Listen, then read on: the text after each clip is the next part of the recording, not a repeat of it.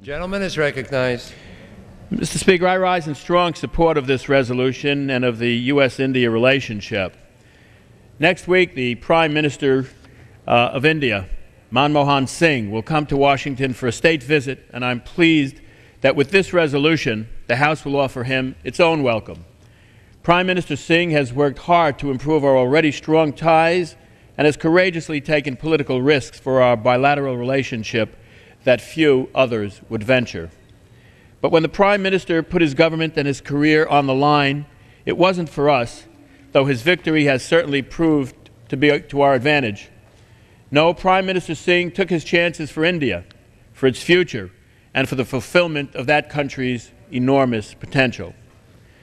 And our partnership with India is built on this foundation, that India's rise as a great power in Asia and as a global player advances critical American interests ranging from the promotion of democracy and democratic values to improving stability and security throughout all parts of Asia.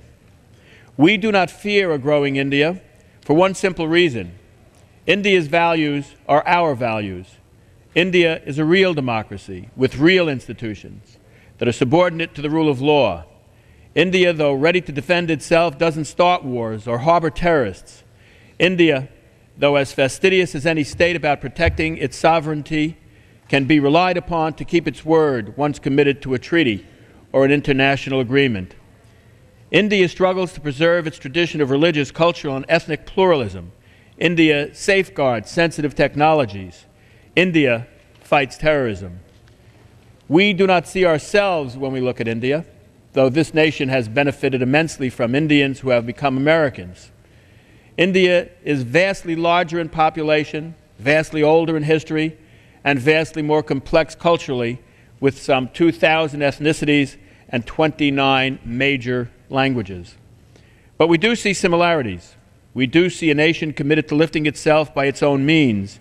We do see a nation open to the world, and we do see a nation committed to the same vision of peace and security that has guided our own nation. There are, as to be expected, differences between us. Some of them, and I would note particularly the issue of Iran, are very serious.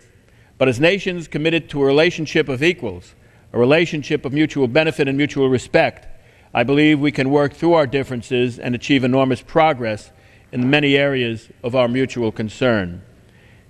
I'm delighted that Prime Minister Singh, a man who is one in a billion, is returning to the United States, and I'm proud of the House today in offering him such a well-deserved and warm welcome.